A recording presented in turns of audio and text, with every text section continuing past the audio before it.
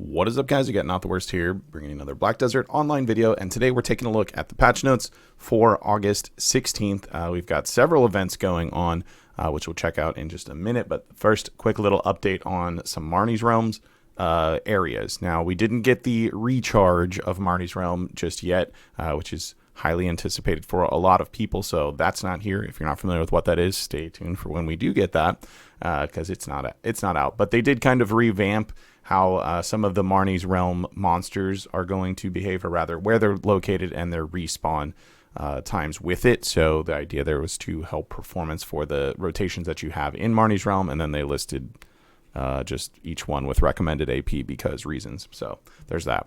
So with that out of the way, let's go ahead and check out the events. This page hasn't been updated yet, so we've got the full event page right here for you. Like I said, several things going on. We've got a boost before your season graduation. Basically, just log into the game. They're going to give you some season enhancement materials for you each day for the next 14 days. Then we've got tag event that's on, which I've already changed my tag, and we'll be doing several new PvE guides over the next coming weeks. While we have that, we've got 30 days for a 1 Marnie fuel tag, which is amazing. So very happy about that. Always adds a lot of extra spice to the game. We've got a 50% item drop rate to go along with your new tag that you're grinding, which is pretty wild. And then we've got double the Ataraxian rewards, which it means that you get 2 times the rewards you normally would. And then we have 2 other events: the Arena of Solare, new Master of the Ascent. Functionally, you have basically 3 weekly quests, or these 1 time per family weekly quests, I believe, for it. And you can get 100 million silver, or a 1,000 gold bar anyways, along with cronstones that can be completed 3 times on in that set amount. So extra little boost to your money. Oh, it's available once per family. I thought I read that earlier and then I couldn't find it, so I wasn't sure. Yeah, once per family, not weekly. They should make it weekly because then you actually get some decent monetary rewards for actually doing Arena Solare, and I think it would bring a lot more players to it. On the last round, you're going to get the same amount of silver, as well as 300 crons and a 100 advice of Valks. Maybe this is too strong for an all-the-time weekly for this sort of thing, but if you did just 100 cronstones and 100 million silver 3 times a week, even just that alone, I think would bring quite a few more players into it. So petition for adding that. They've also got a little event of submitting the best Solare clip that you have. You can win yourself a premium outfit box if you're looking for that. Other event that we have going on is this kind of little mini game, I suppose we would call it. It's hunting for rabbit liver or whatever. This is open between 14 and 2 a.m. PDT time if you're on NA, 12 to midnight UTC if you're on EU for it. You can enter by clicking the little teapot event. You get 7 players match, 1 rabbit and 6 turtles. You gotta interact with the rabbit or the turtle when it starts. Find some hidden keys, the real key to escape, or take the rabbit's liver to the Dragon King or whatever. So there's a little mini game you can run around and do. Functionally, it's like, what do I win for that? Well, you're going to get some Sea Palace reward seals, and then there's also a weekly quest to go along with it. That'll give you more seals. Does give you an RNG box shipwrecked pirate treasure, and then some extra dice to go along with the Ancient Black Spirit adventure that is going on. So I'm gonna be honest, I probably won't try this out at all. But I'm sure some people will love it. It's just not up my alley. So anyways, moving into content updates. I know we see several things for classes. However, these are just issue fixes. If you're looking for things like the Awakened Corsair buff, that's going to be next week. It just went live on KR this week, so another week around for that. They mentioned the Rabbit Liver Scramble, which we already covered. Item updates: we have the Krigdalos Sanctuary available now. This is the thing that you can get if you have all 3 of the T10 horses, so that you can swap between them anywhere. I believe it has a little graphic of it, right here, so that you can pick which one that you want to use anywhere, and then you actually see them getting summoned that way, so you can check in and check out any of the 3 if you have all 3, which is really, really cool. Unfortunately for me, all I do is fail, so I won't be getting any. Mass opening of production node sacks now available as well. I don't think it needed a full dev note and breakdown. The title's fairly self-explanatory, but if you need more information on it, hit me up. I'll definitely tell you. We've got the Deboreka earring, a graphic update just to be in line. They'll have a much more prominent blue glow to them now across all 3. We saw the Deboreka neck changed recently. And now here's for what's the largest update for me personally, is the buff to junk loot acquisition in certain grind zones. So this is going to be Elvia Rudums, Elvia Giants, Elvia Quint, or Troll as we commonly call it, Gyfin Underground, and then the Dekia's Olin Valley. These buffs are extremely significant as you're looking from like 150 to 200% Trashloot increase. For example, Elvia Rudums. Previously, the monsters there could drop 1 to 3. They're now dropping 2 to 5 Trashloot, or like Gyfin has a little bit more spread out based on what you're killing. The little Fragment of Despair dudes used to drop 1 to 2. They're now going to drop 2 to 4, which is a double in Trashloot amount. And then the other monsters that you have there being 2 to 3, or the elites rather, 2 to 3 are now going to be 3 to 5, so not quite double on that end for it. This is also giving you a little bit better implication of how effective yellow scrolls are, because if you use yellow scrolls at spots that have a base loot of just 1, it's still only going to drop 1 thanks to rounding rules and how the numbers are set in this game.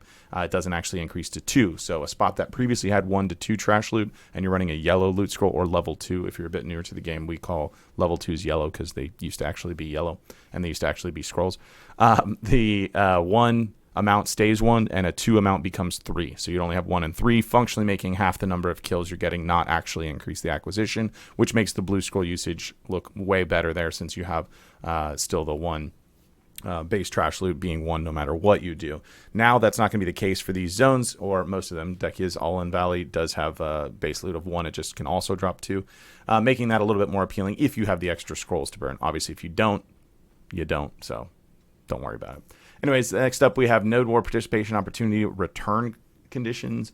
Before, if the participant's guild in the Node War either destroys an enemy fort or achieves a total of 100 more kills, the opportunity will be returned. And now, if within the first 10 minutes of the guild fort's not destroyed, the participant guild either destroys an enemy fort or achieves a total of 100 or more kills or deaths, the opportunity will be returned. Individual reward conditions change as well. Before, if the participant guild in the Node War either destroys an enemy fort or achieves a total of 100 kills, the opportunity will be returned. And now, if within the first 10 minutes, same thing. So we get that kind of update there. This is a pretty cool UI update that we got. Control F is added to find my item, which is really cool. If you're not familiar with Control F, it's in like everything ever. You hit Control F and then you type in what you're looking for. You can actually use this within the Find My Item function in BDO starting now. So that's pretty handy. Now we have some issue fixes and item updates. There is a little guide in for newer adventures for enhancement that was put in to kind of give you an idea or somewhat explain what's going on, as that tends to be kind of a miss in regards to new players' expectations of the game and how it actually works. So that's probably pretty nice for a newer player that didn't quite understand it and just got into their first season. With that covered, let's jump into the Pearl Shop and take a look at what is going on this week. There's no new costume that is out this week, unfortunately, but there is the Octa Super Supreme pack. So if you're looking to be super supreme 8 times over, you can pick that guy up for 17,680 pearls. It's got 8 premium outfits, and then you select from the list below a Super Supreme 1, 2, or 3 box in it. And if you're wondering what those are, it's some array of Cronstones, Advicevox memory fragments, or artisans, depending on which one that you pick. Pretty significant amount, which is expected on a 17,000 pearl item. We have Artisans Enhancement Pack, 2,800 pearls. It has 120 artisans in it, 20 mem frags, 10 Valk's Cry, 250 stacks. The level 2, 6660 pearls. It has 300 artisans in it, 50 mem frags, 30 Valk's Cry, 250 stacks, 260 stacks. We've got the item drop rate boost pet. It is the Arctic Fox available once again. So you can choose him or the Prankebi. Don't choose the Prankebi because it's silly. You get 5 item drop scrolls to go along with it. We've got 1+1 on mount breeding reset packs. Comes with a few extras in there as well. The new adventure support packs, 2305 pearls, gives you a little bit of everything that you might need to start out with. A 7-day value pack, 7-day blessing of Old Moon, 7-day book of Old Moon, inventory plus 16, aliens tier times 10, 1 maid to go with it, and 10 item drop scrolls. Then we got the value pack 30 plus 20 days. And if you're thinking, does that mean it has 30 days plus another 20? Yeah, well, actually, it has 2 packs, one 30-day and then one 20-pack. So that's exactly it. It's 1,500 pearls. And you also get 5 item drop scrolls to go with it. Blessing of Kama Silva at 30 plus 20, same idea there. It's 2,500 pearls. And Book of Old Moon also in the same boat there with 2,500 pearls for that set. Do you have a daily Cronstone pack available for 540 pearls? It gives you 100 Cronstones. And then a Mystical Cronstone bundle, a little RNG roll for more Crons. There's a daily life pack version of this as well. It's 120 pearls, which gives you 5 energy tonics, Laura's Black Tea, and Book of Florin as well. There's a training pack for 240 pearls daily. It has 2 10-hour Mount XP scrolls, a bonus of an additional one, a Celerity Draft, and a Courser's Aura. the weekly outfit on sale at 2720 pearls per usual, and it looks like we've cemented that it's going to be 4 different ones at a time, which I really like. The Wizard, Chronosmith, Kunoichi, Autumna Brilliance, Witch, Trich outfit, and the Ninja Sakuragi premium outfits all on sale. Maybe snag some of those for some extra Cron Stone after melting. So there you have it for this week's patch notes and Pearl Shop. Let me know what you guys think about what's going on in the comments down below. If you did enjoy the video, be sure to like it. If you're new to the channel, be sure to subscribe so you get notifications when new videos go live. And if you'd like to catch me playing live, there's a link to my Twitch page in the description down below. Jump on over there, drop a follow so you get notifications for that as well. With that said, that's going to be it for this one. I want to thank everybody for watching, and I will see you next time.